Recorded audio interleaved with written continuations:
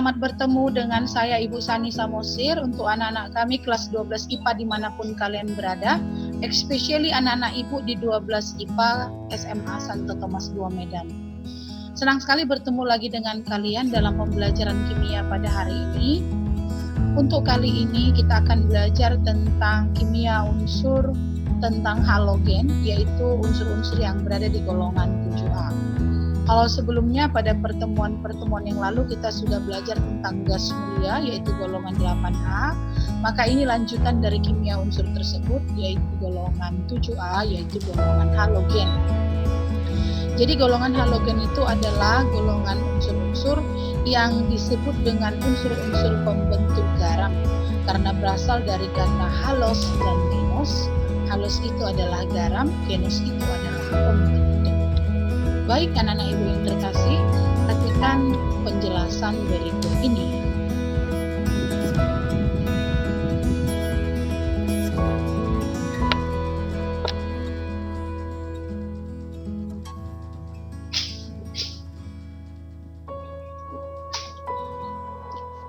Baik, unsur-unsur golongan halogen yang pertama kita harus tahu dulu apa-apa aja yang ada di dalamnya, yaitu dimulai dari fluorin, lalu klorin, lalu bromin, lalu iodin, lalu astatin. Nah, especially untuk astatin, dia ini adalah suatu unsur yang radioaktif. Kita akan bahas pada penjelasan tentang unsur-unsur radioaktif. Jadi kita fokus kepada fluorin, klorin, bromin, iodin, dan astatin. Fluorin punya nomor atom 9, Cl17 fluorin. Kalau bromin itu 35 dan iodin itu adalah 53. Jadi dari nomor atomnya atau jumlah protonnya tersebut dalam keadaan netral tentu dia akan memiliki konfigurasi elektron ns2np5. Jadi dia memiliki 7 elektron valensi. 7 elektron valensi memiliki 7 elektron valensi yaitu ns2 np5 Nah, lalu karena dia memiliki 7 elektron valensi ini, maka dia memiliki catatan atau memiliki kecenderungan seperti ini. Yang pertama, dia memiliki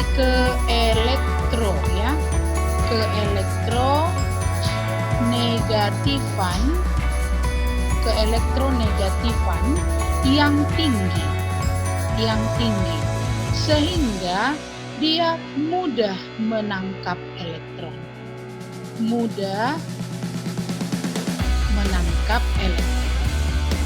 Jadi karena dia mudah menangkap elektron, karena elektron valensinya itu 7, jadi dia sangat reaktif untuk menarik satu elektron lagi ke pihaknya supaya elektron valensinya menjadi 8 seperti gas mulia Karena pada dasarnya semua atom-atom itu ingin stabil dan kestabilan yang ditirunya itu adalah kestabilan dari gas mulia.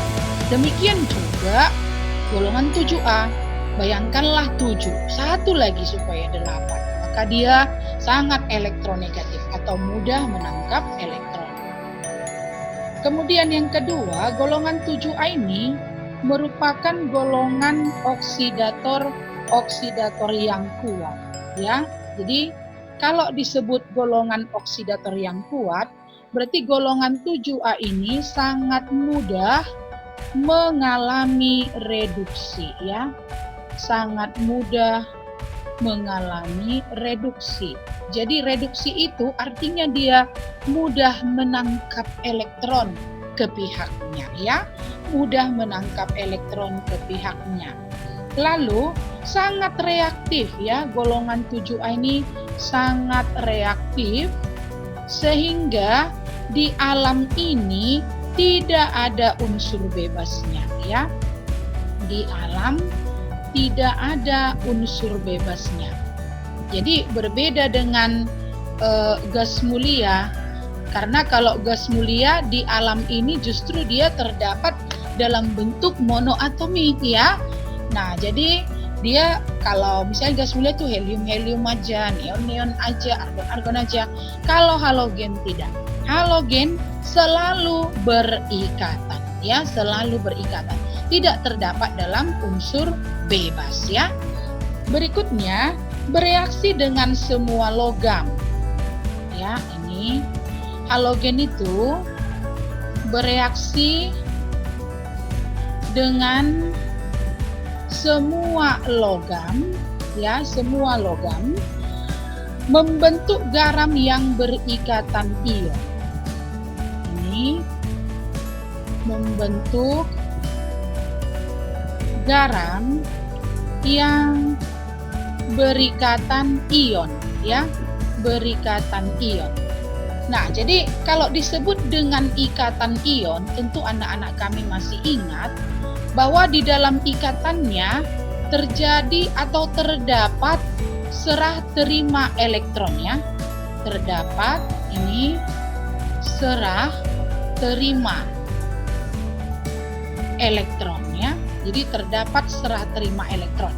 Ada yang memberikan elektron, ada yang menerima elektron. Misalnya saya ambil dalam ikatan garam NaCl. Jadi Na ini adalah logam golongan 1A, Cl adalah golongan halogen atau 7A tadi, ya. Nah, jadi untuk mengingat kembali pembelajaran di kelas 10, ya. Nah, mari kita lihat Na itu nomor atomnya 11, berarti elektronnya 11, dan konfigurasi 281. Berarti dia cenderung melepas satu elektron karena dia ingin konfigurasinya menjadi 28 seperti gas mulia ya. Jadi dia ingin melepaskan satu elektron, maka tentu dia membentuk ion Na positif 1. Nah, Cl tadi 17, ini 287 gitu ya. Maka dia menarik satu elektron. Karena dia ingin supaya yang 7 itu menjadi 288. Ini dia inginkan menjadi 288. Kalau ini tadi kan dia inginkan menjadi 28 ya. Maka dia menarik satu elektron ke pihaknya. Maka ini menjadi Cl negatif. Sehingga terbentuk ikatan ionik ya, sehingga terbentuk ikatan ionik. Inilah Na dengan elektron valensinya 1, lalu Cl tadi elektron valensinya 7 ya. Maka nanti lihat si Na akan menyumbang satu elektronnya kepada si Cl. Sehingga terbentuklah nanti Na positif, di sini Na positif, lalu di sini menjadi Cl elektronnya menjadi 8. Ini ya. Ya. Nah, ini Cl negatif ya. Nah, inilah yang membentuk garam NaCl. Ikatan seperti ini disebut dengan ikatan ionik. Jadi, bereaksi dengan semua logam membentuk garam yang berikatan ion ya. Nah, jadi logam itu ada di golongan 1A, 2A, 3A, dan semua golongan B. Pelajari lagi tentang ikatan kimiawi. Nah, baik, berikutnya. Sekarang yang E, bereaksi dengan sesama bukan logam ya. Ini bereaksi dengan sesama ya, sesama bukan logam. Bukan logam. Dia nanti membentuk senyawa kovalen ya. Ini membentuk senyawa kovalen ya, membentuk senyawa kovalen.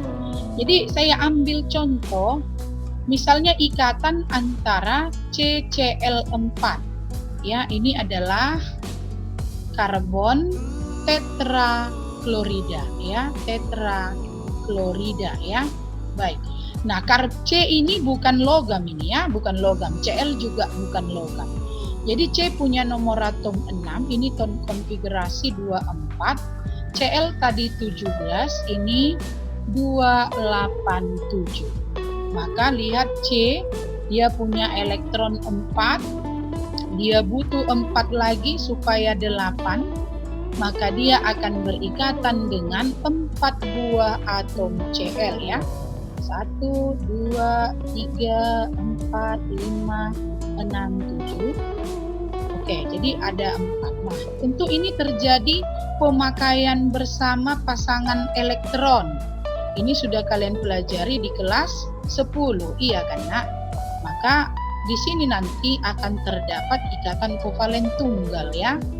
Nah, jadi tidak hanya ini, ada beberapa senyawa-senyawa atau golongan halogen yang bisa berikatan dengan sesama bukan logam membentuk ikatan kovalen. Jadi ini jadi oktet, ini jadi oktet, ini jadi oktet, ini juga jadi oktet, dan C sendiri pun menjadi oktet.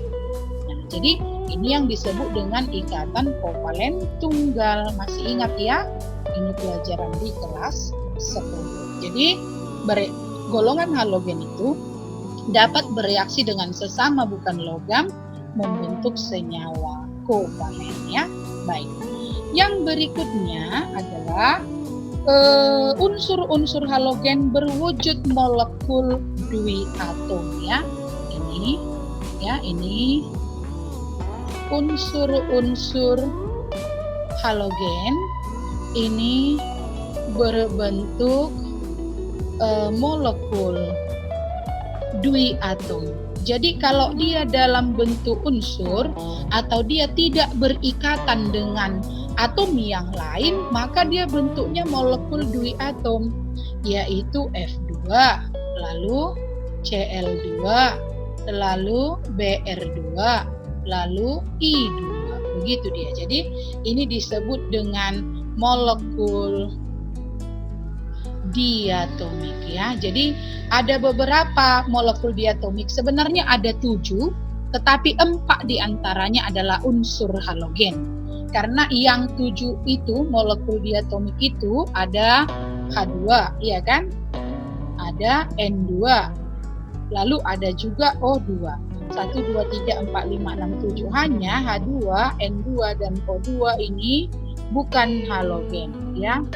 Bukan halogen, tetapi dia merupakan molekul duiatom juga ya. Molekul diatomik juga. Jadi ingat ada 4 unsur halogen yang berwujud molekul duiatom, yaitu F2, Cl2, Br2, dan I2. Nah, berikutnya kita masuk ke bagian yang kedua dari halogen, yaitu jari-jari atomnya ya. Ini jari-jari atomnya. Jadi jari-jari atomnya ini makin ke bawah makin besar ya. Makin ke bawah ini makin besar ya. Nah, kenapa? Karena memang pertambahan elektronnya menyebabkan semakin ke bawah semakin banyak kulit atom yang diisi oleh elektron. Sehingga jarak inti ke kulit terluar menjadi semakin jauh ya. Jari-jari atom itu sendiri adalah jarak inti atom ke kulit paling bawah. Nah, lalu karena makin ke bawah jari-jari atomnya makin besar, maka makin ke bawah kereaktifannya berkurang ya. Makin ke bawah kereaktifannya berkurang. Kereaktifan yang dimaksud adalah kereaktifan menarik elektron. Kenapa? Ya, memang golongan 7A ini adalah golongan unsur-unsur yang sangat reaktif menarik elektron. Tetapi semakin ke bawah semakin berkurang akibat dari semakin jauhnya jarak inti ke kulit terluar. Kecenderungannya melepas elektron juga akan semakin besar. Ya. Lalu makin ke bawah sifat oksidatornya melemah. Makin ke bawah ini sifat oksidatornya melemah. Ya, oksidatornya melemah.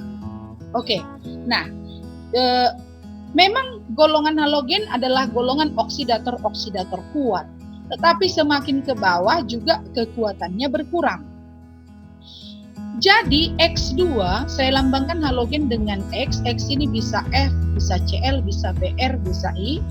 Yang letaknya di atas, ya, letaknya di atas ini mampu mengoksidasi, ya, mampu mengoksidasi ion, ya, ion X negatif yang di bawah, ya, yang di bawah. Jadi mampu dia mengoksidasi ion X negatif yang di bawahnya. Maksudnya seperti ini, nah, ya, maksudnya seperti ini. Jadi misalnya kalau ada F2, kalau ada F, maka F2 akan dapat mengoksidasi ion Cl negatif, lalu ion Br negatif. Ini bisa dioksidasinya ionnya, ya, ionnya. Tapi dia harus dalam bentuk molekul F2, gitu ya. Nah, jadi kalau Cl bisa mengoksidasi ion Br negatif, bisa mengoksidasi ion I negatif. Kalau Br sendiri hanya bisa mengoksidasi ion I negatif. Begitu dia. Artinya, misalnya gini contoh, ya, contoh. F2 ini bisa mengoksidasi NaCl, ya. Ya, sehingga nanti di dalam NaCl kan ada Na positif, ada Cl negatif, ya, ada Cl negatif. Maka nanti si F2 dapat mengoksidasi Cl negatif. Sehingga Cl negatif ini akan lepas ikatannya dari si Na. Sehingga dia menjadi bebas. Maka di sini nanti menjadi NaF, ya. Lalu ini menjadi Cl2. Begitu dia, ya. Maka ini kita buat koefisiennya 2, ini 2 supaya sama. Nah, reaksi ini berlangsung, ya, yang seperti ini berlangsung. Tetapi apabila saya balikkan, misalnya begini, ya, NaF bisakah dioksidasi oleh Cl2, ya, misalnya gini, NaF ini kan Na positif, F negatif. Mampukah si Cl2 mengoksidasi atau memaksa si F negatif lepas dari si Na positif? Tidak bisa, ya. Maka reaksi ini tidak berlangsung, ya, tidak berlangsung. Nah, itu maksudnya. Jadi X2 yang di atas mampu mengoksidasi X negatif yang di bawahnya. Kira-kira begitu, ya. Nah, saya ambil contoh yang lain lagi. Misalnya, apakah Cl2, ya, apakah Cl2 bisa mengoksidasi NaBr misalnya, ya, NaBr. Maka kita lihat NaBr itu Na positif, ini Br negatif. Lalu lihatlah apakah mampu si Cl2 mengoksidasi Br negatif. Ya, ternyata bisa. Kenapa? Karena memang Br itu di bawahnya si Cl dalam urutan golongan 7A. Berarti kemampuan mengoksidasi si Cl lebih besar dari si Br. Maka nanti ini akan menjadi NaCl, lalu Br2 menjadi unsur base. Begitu dia, ya. Nah, reaksi ini berlangsung. Tetapi kalau saya buat misalnya Br2 tambah KCl, ini Br2 tambah KCl. Nah, di dalam KCl kan ada K positif dan Cl negatif. Maka apakah mampu si Br2 mengoksidasi si Cl negatif? Ini tidak terjadi, ya. Ini tidak terjadi. Karena letak si Br lebih di bawah daripada si Cl dan kekuatan mengoksidasi si Cl lebih besar daripada si Br. Nah, itulah tentang X2 yang di atas mampu mengoksidasi ion X negatif yang di bawahnya. Baik, anak-anak ibu, yang berikutnya ya, yang C, karena jari-jari atomnya makin ke bawah makin besar, berarti makin ke bawah ya, makin ke bawah ini titik didih makin tinggi ya. Titik didih makin tinggi ya, makin tinggi. Ya, karena juga AR-nya kan bertambah. Titik didih itu kan dipengaruhi oleh AR juga. Makin besar AR, makin tinggi titik didihnya. Nah, karena itulah F2 dan Cl2 pada suhu kamar ini berwujud gas. Kalau Br2 pada suhu kamar ini wujudnya cair, ya. Sedangkan I2 pada suhu kamar ini wujudnya padat. Dari situ saja sudah bisa kita mengerti bahwa titik didihnya makin ke bawah makin besar ya. Baik. Anak-anak ibu yang terkasih, untuk kali ini halogen 1 saya masih sampai di sini saja dulu ya. Sampai di sini saja dulu. Pada pertemuan berikutnya kita akan masuk kepada pembuatan unsur halogen, lalu hidrogen halida, dan bilangan oksidasi dan tata nama senyawa halogen. Jadi untuk pertemuan kali ini kita sampai di sini dulu, dan saya akan segera buka forum CloudX dengan kalian supaya kita bisa berdiskusi. Terima kasih atas perhatian kalian semua. Semoga Tuhan memberkati kita dan sampai ketemu pada pembelajaran berikutnya.